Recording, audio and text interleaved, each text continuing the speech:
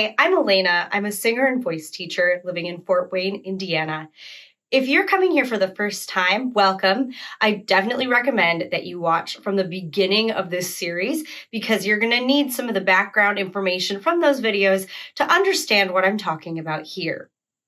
Now, I know the 5-Minute Singer was a pretty brave name for this course because can you really learn how to sing in just 5 minutes a day? I truly believe that you can because it's all about practicing smart, not hard. Let me explain how this works in this video.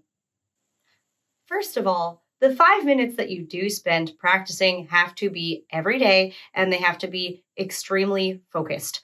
A lot of people practice for long periods of time, but they do it in a sort of nebulous, unfocused way where they don't have a specific goal. And so they can practice for a really long time and never really get anywhere. In my course, you're starting with these videos that will teach you about the different parts of the body, the way they work, and what you can change about them. And so you're going to be going in with a very specific goal and a clear understanding of what you need to do. I do have to say that the videos in the course are more than 5 minutes. They're between 15 and 40 minutes usually, but you're really only going to need to watch one per month or even every couple of months if you're doing a couple of habits from the same unit. And so the real daily time investment is only 5 minutes, but it's 5 minutes that are very focused that you're going to log in your practice log. 5 minutes you're going to spend looking in the mirror, feeling the area that's the problem, and really digging into whatever it is that you're practicing. I believe that that kind of practice time is more valuable than an hour spent in less focused practice. This is pretty similar to physical therapy in a way. If you've ever broken a bone, I broke my pinky when I was in middle school, and I had to play with putty every day and do little things. It didn't take very much time, but I had to do it every day to keep my pinky from seizing up and growing back wrong. You're training your body parts to learn a new habit that will then happen automatically without you having to think about it once it's ingrained. Here's where the truth emerges. You only have to practice for 5 minutes a day, but my second point here, constant vigilance, is that you have to have that new habit on the brain kind of constantly. If you've ever had a habit that you were trying to break or make, for example, a lot of people bite their nails. If you've ever tried to stop biting your nails, you can't just think about it for 5 minutes a day. You have to think about it all the time. Now, with singing, this takes on kind of a different shape. But the first area that you can think about your habit is when you are singing. Maybe you're learning songs, maybe you're just singing for fun in the car or in the shower, but anytime that you're singing, have a little bit of your brain focusing on that habit.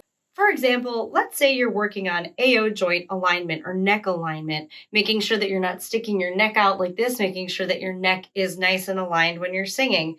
Anytime that you're singing in a rehearsal or band practice or in the shower, wherever, you can have part of your brain ensuring that you're not sticking your neck out like that and that it is properly aligned so that habit becomes ingrained faster.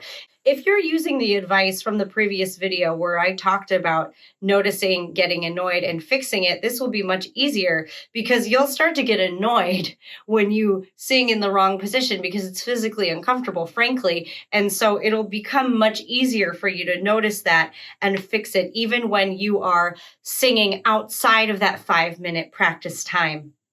The second part of your day in which you can kind of incorporate this type of focus is when you're talking.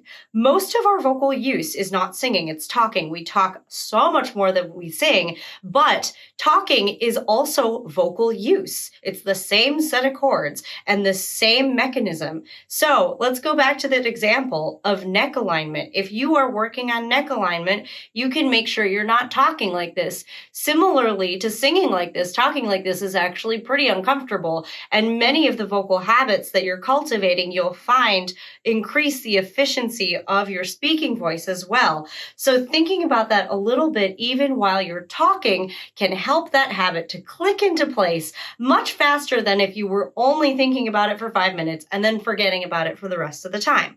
Finally, that leads us to just existing.